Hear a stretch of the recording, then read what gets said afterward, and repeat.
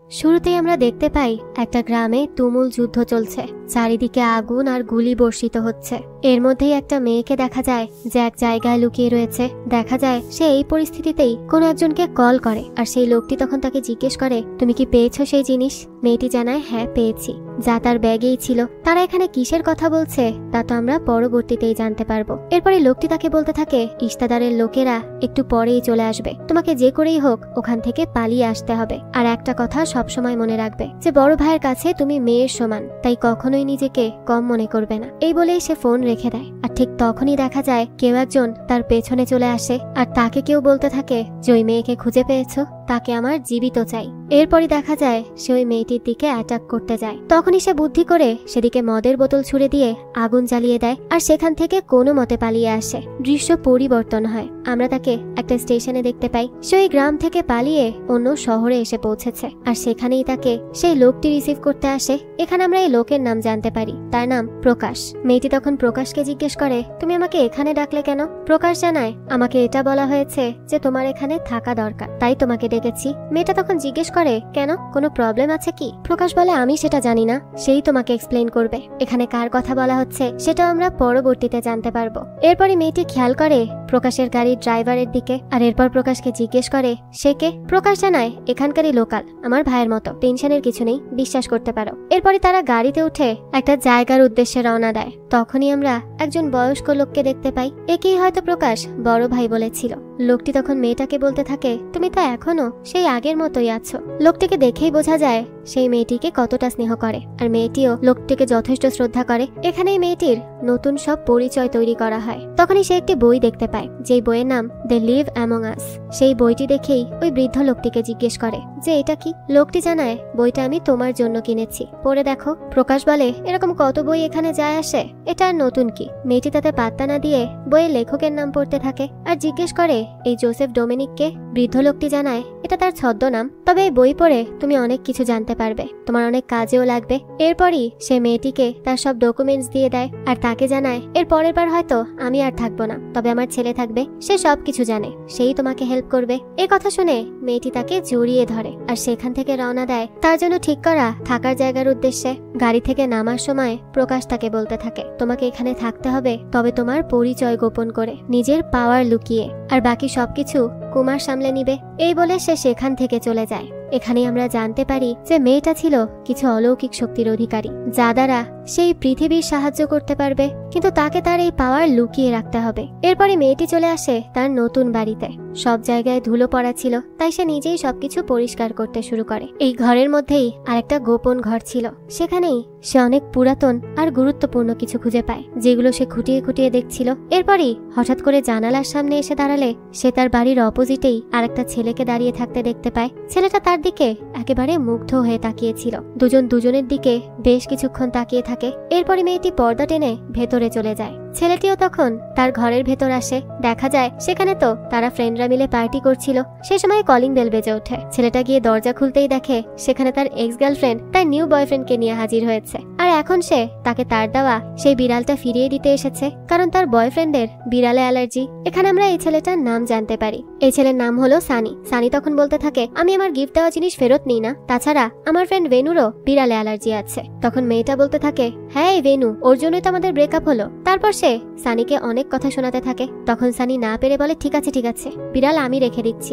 এখন যাও। এরপরই মেয়েটি সেখান থেকে চলে যায়, আর সানি এবং তার বন্ধুরাও হাফ ছেড়ে বাঁচে। এখানে আমরা এটাও জানতে পারি যে সানি এবং তার দুই বন্ধু একেবারে আওয়ারা টাইপের। সানি তো তার জবটাও ছেড়ে দিয়েছে। এরা বাপের টাকাতে ফুর্তি করে বেড়ায়। যাক, সবাই চলে যাওয়ার পর সানি তার দুই বন্ধুকে সামনের বাসায় দেখা সেই মেয়েটির কথা জানায়। তারাও তখন তার সাথে মজা নিতে থাকে। বন্ধুরা স্বাভাবিকভাবে যা করে আর কি।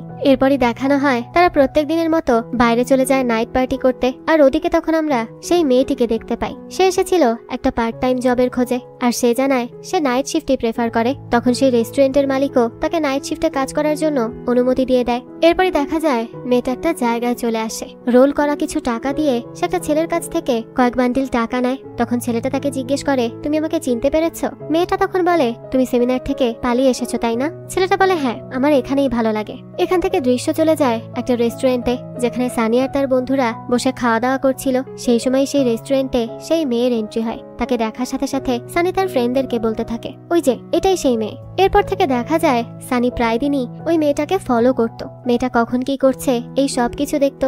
এরপর একদিন রাতের বেলা দেখা যায় সানি আর তার দুই বন্ধু ড্রিঙ্ক করে বাইরে বের হয়। তখনই তাদের সামনে দিয়ে একদল লোক অটোতে করে একটি লোককে কিডন্যাপ করে নিয়ে যায়। সানি শুধু তার পাটা দেখতে পায়, সেভাবে তাদেরই কোনো লোকের হয়তো পা বাইরে রয়েছে, তাই সে পা ভেতরে নিতে বলে। কিন্তু তারা তো আর বুঝতে পারে না যে এই লোকগুলো কাউকে কিডন্যাপ করে নিয়ে যাচ্ছে। এরপরই দেখা যায় নিউজে বলা হয় যে কোচি শহরে গত 1 মাসে 28 বছরের মানু থারাকান সহ মোট 23 জন মানুষ মিসিং হয়েছে। পুলিশের ধারণা যে এদের মিসিং হওয়ার পেছনে রয়েছে অর্গান ট্রাফিকিং র্যাকেট। আর যারা মিসিং হয়েছে তাদের সবার বয়স 20 থেকে 30 বছরের মধ্যে, আর এদের মধ্যে মহিলা এবং পুরুষ উভয়ই রয়েছে। দেখা যায় খবর শুনছিল সানির ফ্রেন্ড ভেনু। সানি তখন এসে বলে, কি সব শুনতে থাকিস সারাক্ষণ? এই বলে সে টিভিটা অফ করে দেয়। তখন একটা বাচ্চা মেয়ে এসে বলে, আঙ্কেল আপনাদের বিড়ালটা তো রাস্তায় চলে গেছে।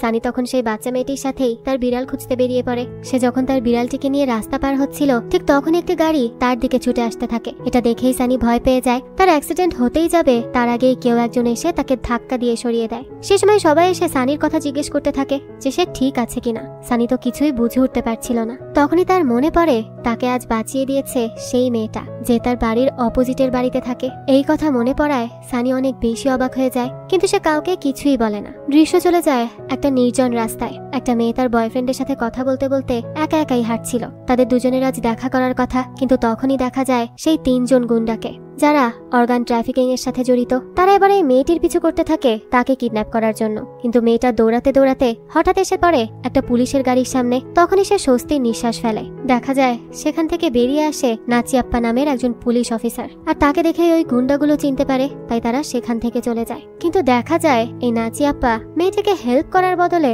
তাকে একটার পর একটা প্রশ্ন করতে থাকে। মেয়েটাও বেশ ঘাবড়ে যায়। ঠিক তখনই সেখানে আর এক মহিলা পুলিশ অফিসার চলে আসে। সে এসেই এখানে কি হচ্ছে সেই সব জানতে চায়, আর নাচিয়াপ্পাকে বলে তাকে স্যালুট করতে, কারণ সে ছিল তার সিনিয়র। দেখা যায় নাচিয়াপ্পা কোনোভাবেই মহিলা পুলিশকে স্যালুট করতে চাচ্ছিল না, কিন্তু তারপরও নিজের রাগ কন্ট্রোল করে সে কোনো মতে স্যালুট করে। এরপরই সেই মহিলা পুলিশ ওই মেয়েকে তার গাড়িতে উঠিয়ে নিয়ে যায়, যাতে করে তাকে তার বাড়ি পৌঁছে দিতে পারে। এখান থেকে দৃশ্য চলে যায় সানির কাছে। সানি তখন তার বন্ধুকে বলতে থাকে, জানি না মেয়েটি হুট করে কোথা থেকে এসে আবার কোথায় হারিয়ে গেল। তখন তার বন্ধু বলে, এগুলো তোর মনের ধারণা, আর কিছু নয়। সানি তখন বলতে থাকে, আরে আমি নিজের চোখে দেখেছি, সে আমাকে ধাক্কা দিয়েছে ওই গাড়ি থেকে বাঁচাতে। তখন তার বন্ধু বলতে থাকে, তুই ছাড়া অন্য কেউ দেখেছে তাকে? আমিও তো দেখিনি। শোন একটা কথা বলি, এগুলো তোর মনেরই ধারণা, তুই নিজেই ওখান থেকে লাফ দিয়েছিস।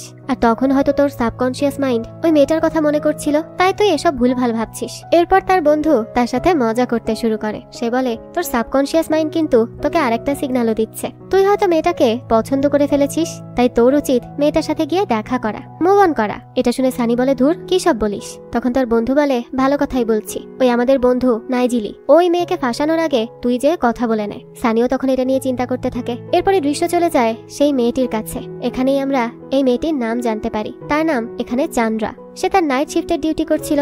সে যখন রেস্টুরেন্টের ময়লা ফেলতে বাইরে আসে, তখনই সে গ্যারেজে তার কলিগকে দেখতে পায়, যাকে একটা ছেলে অনেক বেশি জ্বালাতন করছিল। সেই মেয়েটির পেছনে অনেক দিন ধরে পড়ে আছে, কিন্তু মেয়েটি তার ভালোবাসার প্রস্তাবে রাজিই হচ্ছে না। তাই ছেলেটি তাকে বারবার জোর করতে থাকে। চান্দ্রা এসব দেখতে পেলেও সে কিচ্ছু বলে না। সে চুপচাপ তার কাজ করে চলে যেতে থাকে। কিন্তু যখনই ছেলেটি অ্যাসিড বের করে ওই মেয়েটির মুখে ছুঁড়ে মারার জন্য, তখনই সে চোখের পলকে চলে আসে সেখানে, আর এক থাবাতে অ্যাসিড সহ তার হাত ঝলসে যায়। চান্দ্রার নিজেরও হাত ঝলসে যায়, কিন্তু এতে তার কিছুই হয় না। এরপর সে ছেলেটাকে আচ্ছা মতো ধোলাই করে, আর তার কলিগ রোজের কাছে তার দ্বারা মাফও চাওয়ায়। এই সবকিছু দেখে রোজ তো খুবই অবাক হয়ে যায়। তবে চান্দ্রা যাওয়ার সময় রোজকে বলে যায় যে এখানে এখন যা হলো তুমি এসবের কিচ্ছু দেখোনি, এসব সব ভুলে যাবে। এই বলেই সে সেখান থেকে চলে যায়। দৃশ্য চলে যায় পরদিন সকালবেলা। আমরা সেই নাচিয়াপ্পাকে দেখতে পাই। তাকে দেখেই বোঝা যায় সে অনেক বেশি রাগী এবং রুড একজন মানুষ। তার মাও তাকে বেশ ভয় পেয়ে চলে। তার অ্যাসিস্ট্যান্ট তাকে জানায় তার মা মেয়ে দেখেছে, সে কি বিয়ে করতে ইচ্ছুক। নাচিয়াপ্পা বলে, আমি বলিনি যে আমি বিয়ে করব না, তবে এই শহরের মেয়েকে বিয়ে করব না, কারণ এই শহরের মেয়েরা মোটেই ভালো না। এই বলে সে এখান থেকে চলে যায়। এরপর দেখা যায় সে চলে আসে সেই গুন্ডাদের আস্তানায়, যারা অর্গান ট্রাফিকিং এর সাথে জড়িত। অর্থাৎ এই নাচিয়াপ্পা এদের সাথে মিলেছিল। আর তখন তাদেরকে ফোনে সেই মহিলা পুলিশ ইন্সপেক্টরও কিছু ইনস্ট্রাকশন দিচ্ছিল। বোঝাই যায় এই শহরের অনেক পুলিশ অফিসাররাই এই মাফিয়া গ্যাংয়ের হয়েই কাজ করত।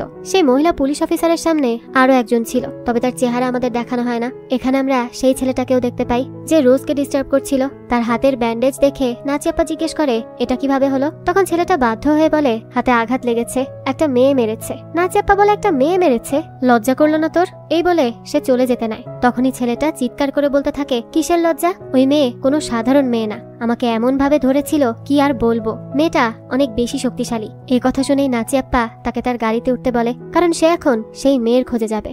এরপরে তারা চলে আসে সেই রেস্টুরেন্টের সামনে যেখানে চান্দ্রা কাজ করত।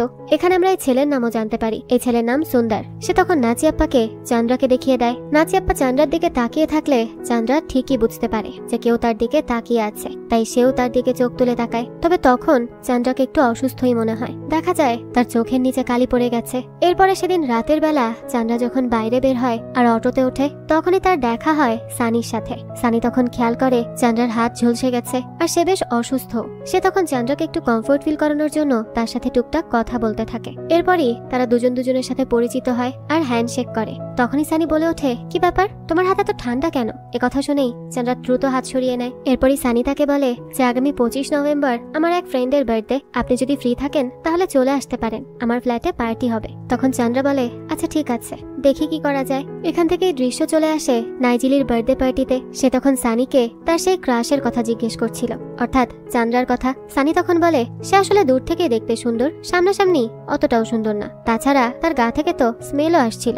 সে নাইজিলিকে এসব বলে যাতে সে চান্দ্রার প্রতি ইন্টারেস্টেড না হয়। কিন্তু ঠিক সেই সময় দেখা যায় চান্দ্রা সেখানে একটা সাদা গাউনে চলে আসে, যেটাতে তাকে দেখতে অনেক বেশি সুন্দর লাগছিল। তাকে দেখেই তো এখানকার সব ছেলেরা হা হয়ে থাকে। সবাই তাকে দেখে মুগ্ধ হলেও সানির যে বিড়ালটা রয়েছে সে কেন যেন তাকে দেখে চিৎকার করতে থাকে। তখন ভেনু তাকে কোনোভাবে অন্য একটা রুমে রেখে চলে আসে। এরপর তারা সবাই মিলেই পার্টি এনজয় করতে থাকে। কিন্তু সেই সময় একজনের হাত কেটে গেলে চান্দ্রা সেটা দেখে কেমন অস্থির হয়ে যায় আর দ্রুত বারান্দায় গিয়ে দাঁড়িয়ে থাকে। তখন ভেনু তাকে বলতে থাকে কি হলো, তোমারও কি রক্ত দেখলে মাথা ঘুরায় নাকি? আমারও ঘুরায় জানো তো। যাকে এভাবেই এদের পার্টি চলতে থাকে। ঠিক এই সময়ই চান্দ্রা কিছু একটা আজ করতে পারে আর তখনই কলিং বেল বেজে ওঠে। দেখা যায় নাচিয়াপ্পা আর তার সেই অ্যাসিস্ট্যান্ট পুলিশ অফিসার চলে এসেছে। তারা এসেই বলতে থাকে যে তোমাদের প্রতিবেশীরা কমপ্লেইন করেছে তোমাদের জন্য এখানে অনেক বেশি নয়েজ পলিউশন হচ্ছে, আর তোমরা তো এখানে গাঁজাও এনেছো, এসবই করে বেড়াও। তখন সানিরা কোনো মতে তাদেরকে সামলানোর চেষ্টা করে। তারাও এখান থেকে চলেই যাচ্ছিল, কিন্তু সেই সময় নাচিয়াপ্পার নজর পড়ে চান্দ্রার দিকে আর তখনই সে সানিদের সাথেও ঝামেলা করতে শুরু করে দেয়। এরপর একটা মেয়ের কাছে কোনো মাদক আছে কিনা সেজন্য তাকে চেক করতে বলে, তাও ছেলে পুলিশ দিয়ে। এটা দেখেই তো চান্দ্রার প্রচন্ড রাগ হয়, কিন্তু সে কোনো মতে তার রাগ কন্ট্রোল করে। এই ব্যাপারটা নাচাইয়াপ্পাও খেয়াল করে। এরপরই সে ওই পুলিশকে মানা করে দেয় কোনো সার্চ করার জন্য।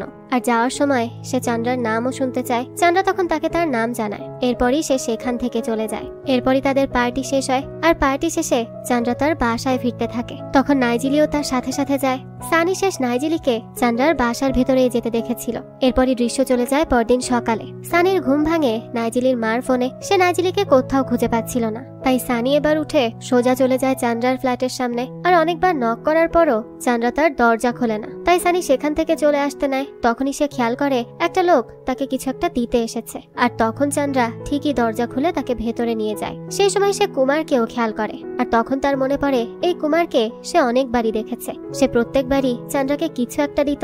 এসব দেখে এসে সে ভেনুর কাছে জিজ্ঞেস করে যে আচ্ছা ওই কুমার ছেলেটা সম্পর্কে সে কি কিছু জানে? ভেনু তখন বলে হ্যাঁ, সে তো কতদিন আগে জেল থেকে বের হয়েছে, একটা মাদক কেসে জেলে ছিল এতদিন।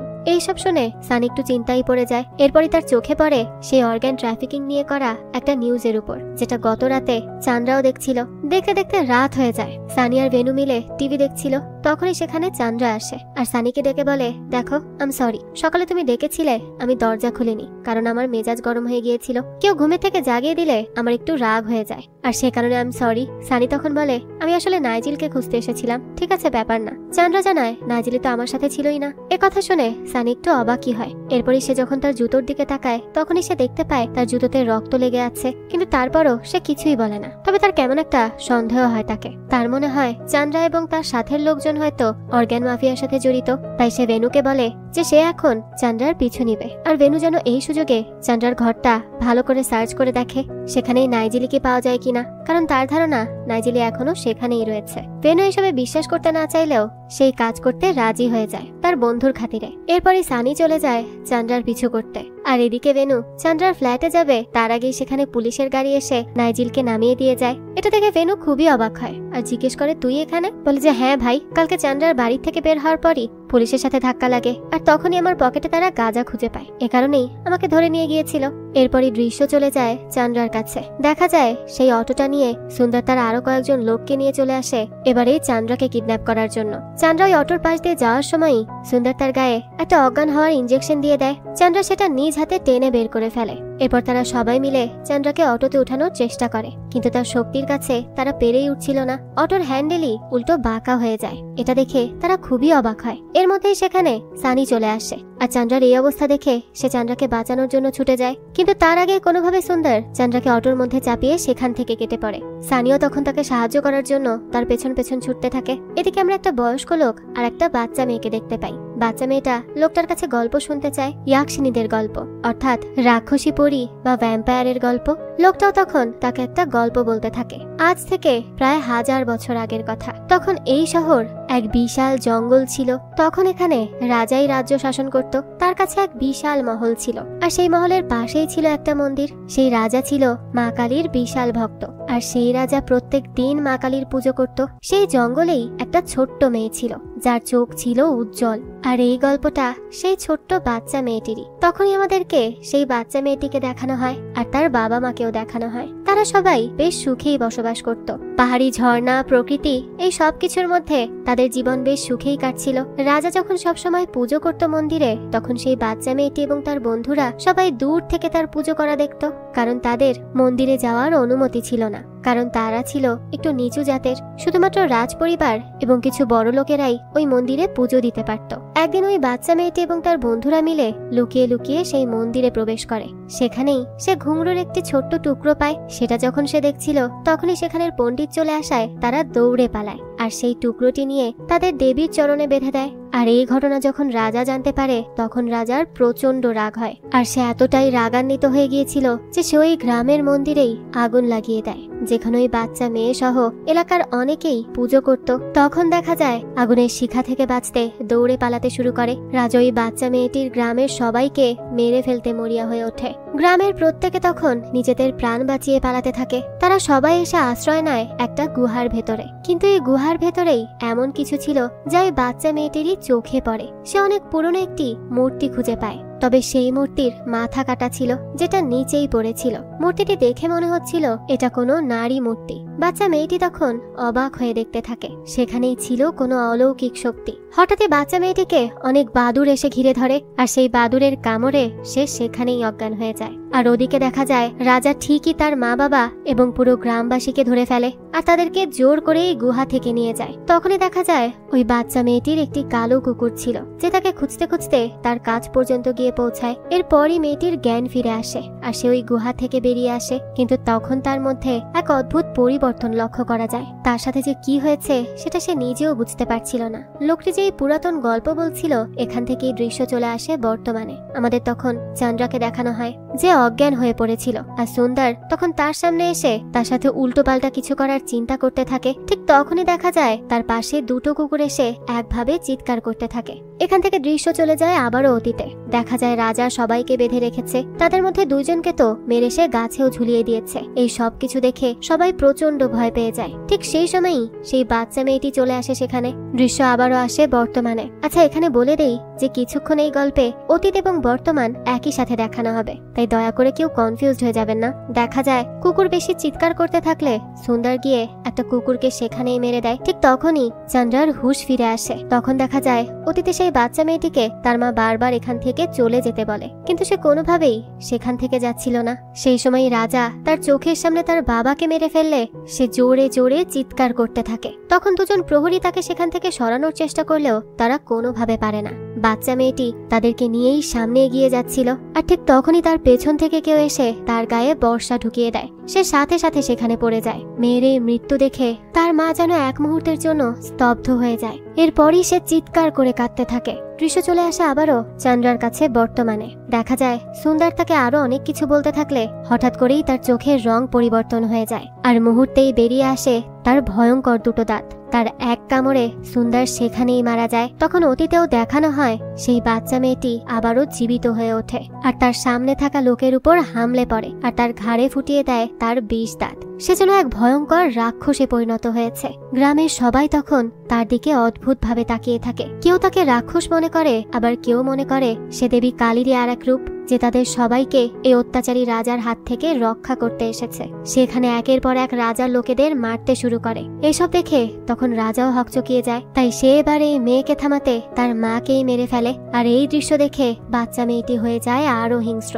চোখের পলক এসে ছুটে এসে রাজাকেই মেরে ফেলে। সেখান থেকে দৃশ্য চলে আসে চন্দ্রার কাছে। সে সুন্দরকে মেরে চলে যায় তার সাথে সেই ছেলেকেও মারতে। সে ওই ছেলেকে দোতলার উপর থেকে ফেলে দেয়। এরপর সে তার উপর লাফিয়ে পড়ে তাকে সেখানেই মেরে ফেলে। আর এই সব দৃশ্য নিজের চোখের সামনে দেখে সানি সেখানেই অজ্ঞান হয়ে পড়ে যায়। দৃশ্য চলে আসে অতীতে। বাচ্চা মেয়েটির মা তখনও মারা যায়নি। মেয়েটি তখন তার মাকে জড়িয়ে ধরে কাঁদতে থাকে আর বলতে থাকে, মা আমার হঠাৎ করে কি হয়ে গেল? তখন তার মা বলতে থাকে, হতে পারে ভগবান তোমাকে অলৌকিক কোনো শক্তি দিয়েছে, যেই শক্তি দিয়ে তুমি আমাদের মতো মানুষদেরকে সাহায্য করতে পারবে, যাদের এই দুনিয়াতে কেউ নেই। তাই আমি জানি ভগবানই তোমার খেয়াল রাখবেন। তবে তুমি সবসময় সত্যির পথেই থাকবে মা, আর অন্যায়কারীর বিনাশ ঘটাবে। এরপরই সে বলে, তুমি এখন তাড়াতাড়ি এখান থেকে চলে যাও মা, তোমাকে খুঁজতে আরো অনেক লোক আসবে, তোমাকে যে বেঁচে থাকতে হবে। এই বলেই সে ওই বাচ্চা মেয়েটিকে সেখান থেকে পাঠিয়ে দেয়। মেয়েটিও তখন জঙ্গলের রাস্তা ধরে পালাতে থাকে। তখন তার সাথে সাথে তার সেই কুকুরটিও যেতে থাকে। এদিকে আর এক দল এসে জিজ্ঞেস করতে থাকে যেখানে এই হত্যাকাণ্ড কে ঘটিয়েছে। তখন সেখানকার সেই পণ্ডিত তাকে জানায় এই সব কিছু করেছে নীলি। সে খুব গর্বের সাথে তার নাম নিচ্ছিল, অর্থাৎ ওই বাচ্চা মেয়েটির নাম নীলি। আর এই মেয়েটাই ধীরে ধীরে বড় হয়ে যায়। তবে সে সূর্যের আলো সহ্য করতে পারত না। রাতের অন্ধকারই ছিল তার জীবনে চলার পথে তার যত প্রিয় মানুষই ছিল না কেন, তারা সবাই ধীরে ধীরে তাকে ছেড়ে চলে যাচ্ছিল। এরপর থেকে নীলি যখনই কোনো নতুন জায়গায় যেত, তখনই সে সেখানকার সবচেয়ে খারাপ মানুষটাকে খুঁজে বের করত আর তাকে মেরে তার রক্ত পান করত। এভাবেই দেখতে দেখতে জঙ্গলের লোকেরা তাকে দেবী মানতে শুরু করে, কিন্তু অন্যান্যদের জন্য সে ছিল একজন রাক্ষসী। এরপরে আমরা সেই বৃদ্ধ লোক এবং সেই বাচ্চাটিকে দেখতে পাই। বাচ্চাটি তাকে জিজ্ঞেস করে, আচ্ছা বাবা, তুমি এত কিছু কিভাবে জানো? তখন লোকটি বলে, আসলে আমি একটা বই পড়েছিলাম যেটা চার্চের প্রিস্ট লিখেছিল, সেখান থেকে এইসব জানতে পেরেছি। মেয়েটা তখন বলতে থাকে, তাহলে তো নীলি একজন সুপার হিরো, তাই না বাবা? লোকটা বলে, হ্যাঁ, একদিক দিয়ে তাকে সুপার হিরো বলাই যায়। তাছাড়াও নীলি কিন্তু ইমমর্টাল, অর্থাৎ অমর, তাকে কেউ মারতে পারবে না। এই কথা শুনে বাচ্চা মেয়েটি বলে, তাহলে তো নীলি অনেক লাকি বাবা। কিন্তু তার বাবা বলে, না, প্রত্যেকটা সুপার হিরোরই একটা উইকনেস আছে। একটা সময় নীলিকে কেউ ধরতে আসে, যে নীলির উইকনেস অর্থাৎ দুর্বলতা সম্পর্কে জানতো। সে ছিল একজন প্রিস্ট, সেও ছিল অনেক ক্ষমতাশীল। তখন আমাদের সেই লোককে দেখানো হয়। হঠাৎই দিনের আলো এনে সে নীলির গায়ে ছুরি বসিয়ে দেয় আর নীলি সাথে সাথে অজ্ঞান হয়ে যায়। আর তখন আমরা জানতে পারি এই চান্দ্রাই হলো নীলি, অর্থাৎ নীলি বা চান্দ্রার দুর্বলতা হলো সূর্যের আলো। এরা সূর্যের আলো সহ্য করতে পারে না। দৃশ্য আবারও চলে আসে বর্তমানে। তখন বাচ্চাটি জিজ্ঞেস করে, তাহলে কি নীলি সত্যি সত্যি মারা গেছে বাবা? তার বাবা বলে, না, নীলি এখনো আমাদের আশেপাশেই আছে, আমি নিশ্চয়ই তাকে খুঁজে বের করব। যাক, এখান থেকে দৃশ্য চলে যায় আবারও চান্দ্রার কাছে। দেখা যায় সে সানিকে অটোর মধ্যেই আটকে রেখেছিল ওই 3টা ছেলের লাশের সঙ্গে। সানির জ্ঞান ফিরতেই সে খুবই ভয় পেয়ে যায়। তখন চান্দ্রা তাকে বলে, এই 3 জনের বডি ডিসপোজ করার জন্য আমার তোমার সাহায্যের প্রয়োজন। তুমি কি সেটা করবে, নাকি ওদের মতোই মৃত্যুকে গ্রহণ করে নিবে? সানি তখন ভয় পেয়ে বলে, না না, আমি তোমাকে সাহায্য করব। এরপরই দেখা যায় চন্দ্র এই ছেলেগুলোকে কোন এক উঁচু জায়গায় নিয়ে কেমিক্যালের মধ্যে ফেলে ডিসপোজ করে দেয়। সানি তো এসব নিতেই পারছিল না, তার তো বমি চলে আসে। যা কোনো মতে সে নিজেকে সামলায়। এরপরই চন্দ্র সেখান থেকে খুব স্বাভাবিকভাবেই চলে যাচ্ছিল। তখনই সানি তাকে ডাক দেয় আর তাকে জিজ্ঞেস করে, তুমি কি সেদিন আমাকে কার অ্যাক্সিডেন্টের হাত থেকে বাঁচিয়েছিলে? চন্দ্রা বলে, হ্যাঁ, আমিই বাঁচিয়েছিলাম। তখন সানি বলতে থাকে, আমার তো মনেই হচ্ছিল তুমি কোনো মানুষ নও, কিন্তু তুমি কে আসলে বলো তো? আমি তোমার বড় বড় দাঁতও দেখেছি, তুমি কি সত্যি সত্যি কোনো রাক্ষস? চন্দ্রা তখন স্বাভাবিকভাবে বলে, হ্যাঁ, আমি রাক্ষস। এই বলেই সে চলে যাচ্ছিল। তখনই সে একটা শব্দ শুনতে পায় আর পেছন ঘুরে দেখে সানি আবারও অজ্ঞান হয়ে পড়ে গেছে। সকালে যখন তার জ্ঞান ফিরে, তখন সে দেখতে পায় সে তো চন্দ্রার ঘরে রয়েছে। সে ভয়ে ভয়ে সেখান থেকে বেরিয়ে যেতে চায়, কিন্তু দেখে দরজায় তালা মারা। তাই সে কোনো মতে সেখানে জানালার পেপার সরিয়ে তার বন্ধুকে ডাকতে থাকে। তার বন্ধু ভাবে যে সে সে তো চান্দ্রার সাথে বেশ মজায় আছে। এদিকে তো সূর্যের রশ্মি গায়ে লেগে চান্দ্রার হাতে ফোসকা পড়ে যায়। চান্দ্রা তখন সাথে সাথে উঠে সানিকে সেখান থেকে সরিয়ে দেয় আর তার হাত দেখায়। সানি তখন বলে সরি, আমি বুঝতে পারিনি সূর্যের আলোয় তোমার এমন হয়। এরপরই সে দেখে চান্দ্রা সোজা ফ্রিজে গিয়ে ফ্রিজের থেকে রক্তের ব্যাগ বের করে সেগুলো খেয়ে নিচ্ছে। এর ফলেই তার সব ক্ষত আবারও সেরে যায়। এসব দেখে সানি একেবারে হা হয়ে থাকে। সে এরপর জিজ্ঞেস করে, তোমার পরিবারের সবাই কি এরকম? না মানে আমি এটা জানতে চাইছিলাম যে তুমি কি এভাবেই জন্মগ্রহণ করেছো? চান্দ্রা বলে যে না, এটা একটা ভাইরাস। কিছু ভাইরাস মানুষকে মেরে ফেলে, কিন্তু এই ভাইরাস আমাকে এরকম বানিয়ে দিয়েছে। সানি তখন জিজ্ঞেস করে, এই ভাইরাস কি ছড়ায়? চান্দ্রা বলে হ্যাঁ, কখনো কখনো কামড়ে দিলে ছড়ায়। সে তো বেশ ভয়তে ভয়তেই এসব জিজ্ঞেস করছিল। এরপর সে চান্দ্রাকে আরো জিজ্ঞেস করে যে এখানে আসার আগে তুমি কোথায় ছিলে? মেয়েটি জানায় সুইডেন। তখন সানি বলতে থাকে,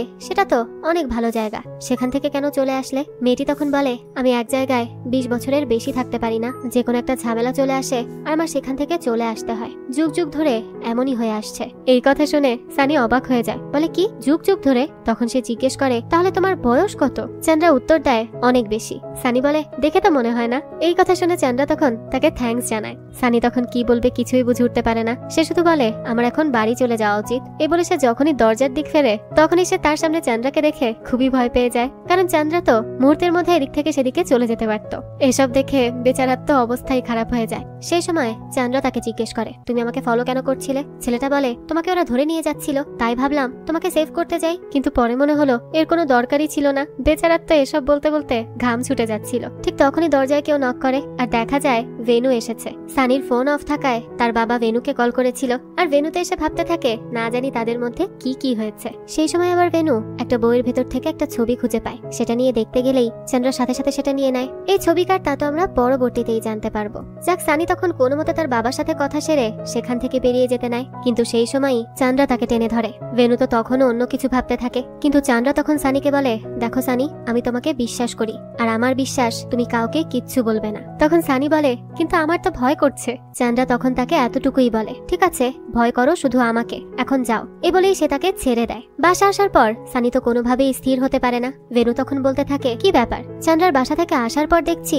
সারাক্ষণই অস্থির হয়ে আছিস। সেই সময় সানি এসে তাকে বলতে থাকে, দেখ, তোকে আমি একটা কথা বলবো, কিন্তু তুই কাউকে বলবি না, বল। তখন ভেনু বলে, হ্যাঁ ঠিক আছে, কিন্তু আমি কোনো গ্যারান্টি দিতে পারছি না। সানি তাকে বোঝাতে থাকে, দেখ, তোর আর আমার জীবন কিন্তু ঝুঁকির মধ্যে রয়েছে, আমার কথা শোন। ভেনু বলে, আচ্ছা বল বল। সানি তখন বলতে থাকে, জয়ী চান্দ্রা কোনো সাধারণ মেয়ে না, সে অন্য টাইপের মেয়ে। ভেনু তখন জিজ্ঞেস করে, তাই নাকি, কেমন টাইপের মেয়ে? তখন সানি বলতে বলতে বলেই দেয় যে সে একটা রাক্ষস।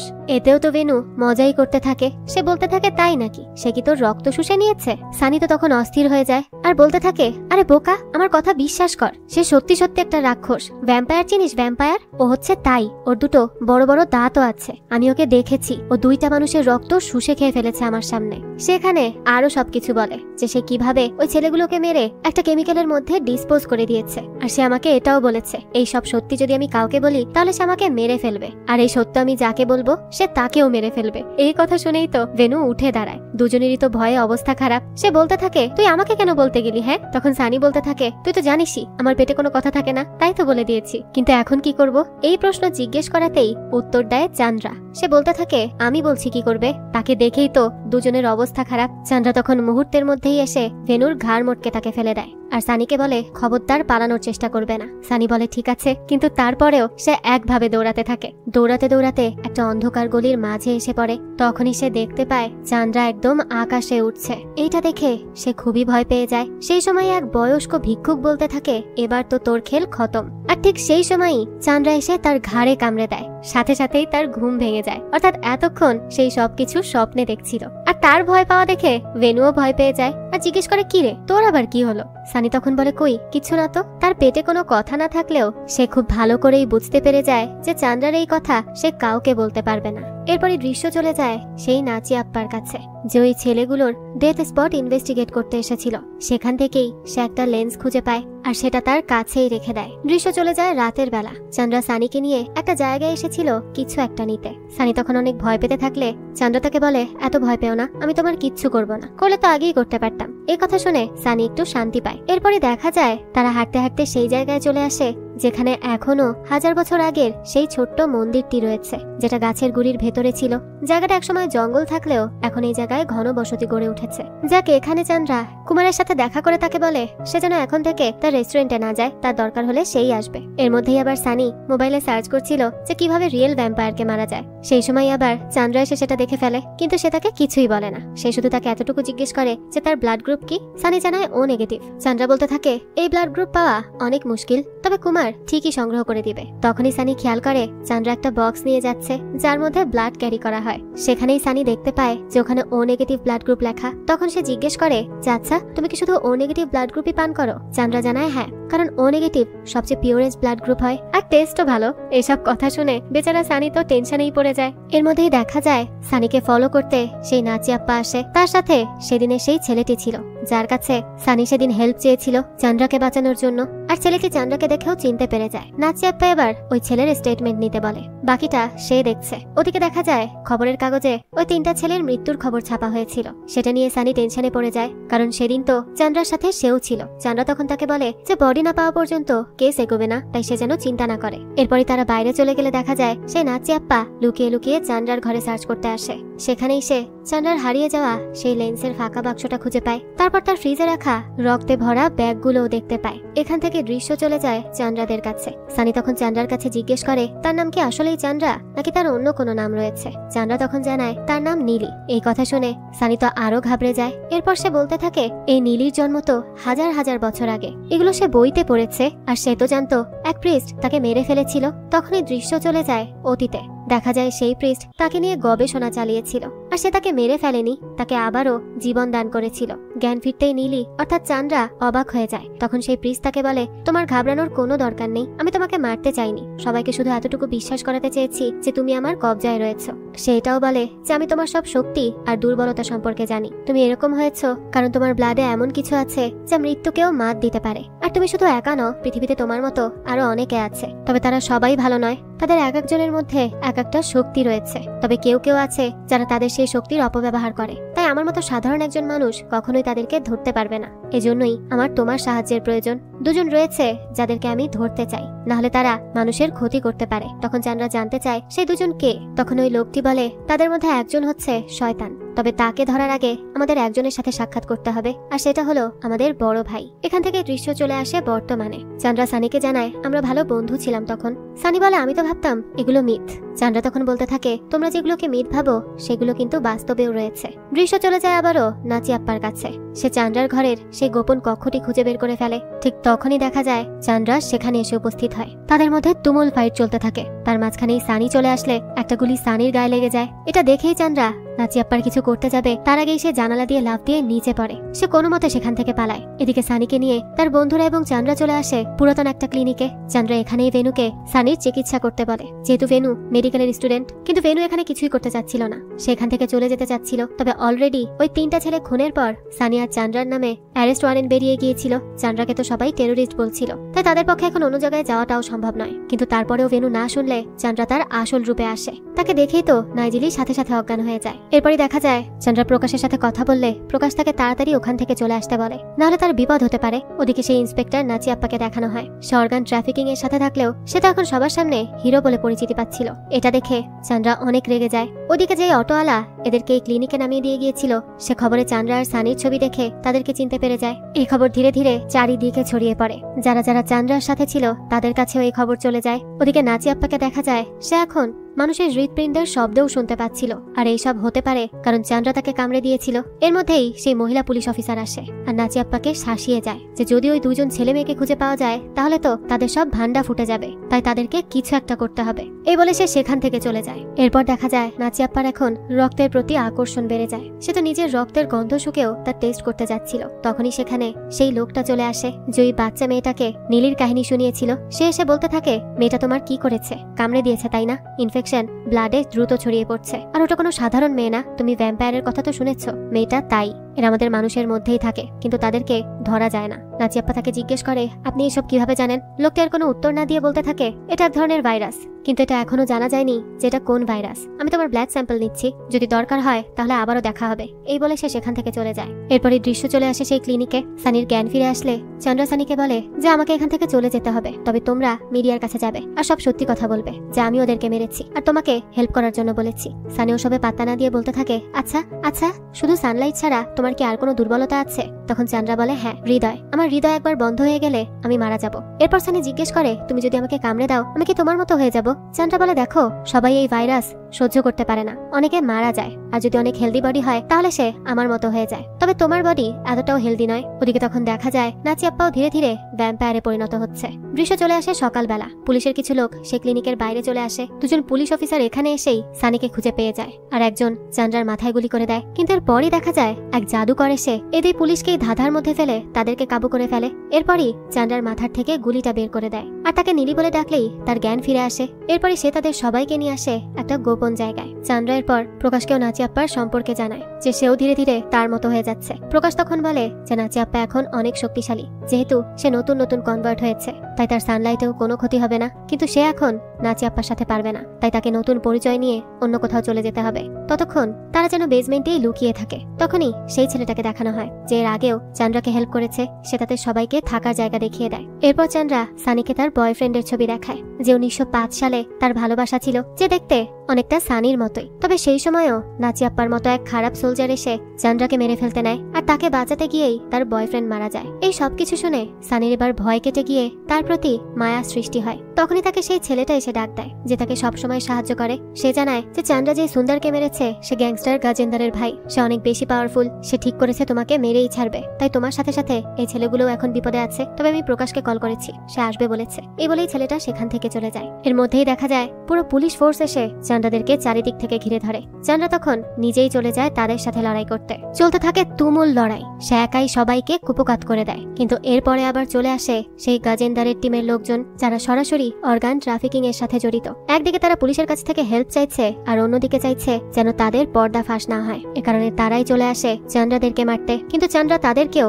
নাজেহাল করে দেয়। তবে একটা সময় দেখা যায় চন্দ্রাকেই তারা গুলি দিয়ে ঝাঁঝরা করে দেয়। তখন সে একটু দুর্বল হয়ে পড়লেও সানি কোনোভাবে তাকে একটা ব্লাডের প্যাকেট ম্যানেজ করে দেয়, আর সেটা খাওয়ার সাথে সাথেই সে শক্তি ফিরে পায় আর তাদেরকে শেষ করে দেয়। কিন্তু সেই সময়ই চলে আসে নাচিয়াপ্পা, যে ছিল এখন অনেক বেশি পাওয়ারফুল। দুজনের মধ্যে তুমুল লড়াই চলতে থাকে, কিন্তু চন্দ্রা তার সাথে কোনোভাবেই পেরে উঠছিল না। নাচিয়াপ্পা বারবার চন্দ্রাকে বলছিল সে যেন তার লিডারকে ডেকে আনে, কিন্তু চন্দ্রা কোনোভাবেই তা করছিল না। সে একাই ওই নাচিয়াপ্পার সাথে লড়াই করে যাচ্ছিল।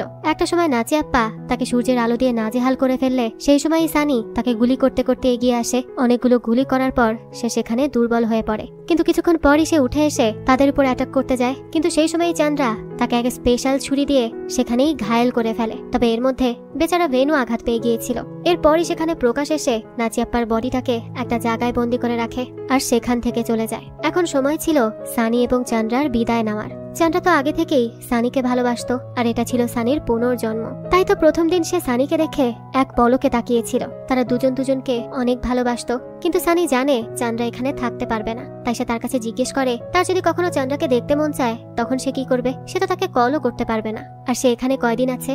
চন্দ্রা জানায় তার আরো কিছু কাজ বাকি আছে, তাহলেই সে চলে যাবে। এর মধ্যে ভেনু চিৎকার করে বলতে থাকে তাকে হসপিটালে নিয়ে যেতে তার অনেক কষ্ট হচ্ছে। তখনই তারা দুজন দুজনকে জড়িয়ে ধরে একে অপরের কাছ থেকে বিদায় নেয়। তবে তাদের এই ভালোবাসার গল্প এখনই শেষ হওয়ার নয়, এখনো আরো অনেক গল্প দেখার বাকি আছে। এরপরই দৃশ্য পরিবর্তন হয়। দেখা যায় সেই সুন্দর এখনো বেঁচে আছে, তাকে একটা জায়গায় লুকিয়ে রাখা হয়েছিল। অর্গান মাফিয়া দল সেখানে আসলেই সেই জায়গায় এসে হাজির হয় এক নতুন ক্যারেক্টার, যে এদের সবাইকে মেরে শেষ করে ফেলে। আর এখানেই এই গল্পটা শেষ হয়ে যায়। তার মানে এর পরবর্তী পার্টও আসতে চলেছে, যেখানে আমরা চন্দ্রাদের লিডারের সম্পর্কে জানতে পারবো, আর সেখানেই হয়তো উন্মোচন হবে এই গল্পের আসল রহস্য।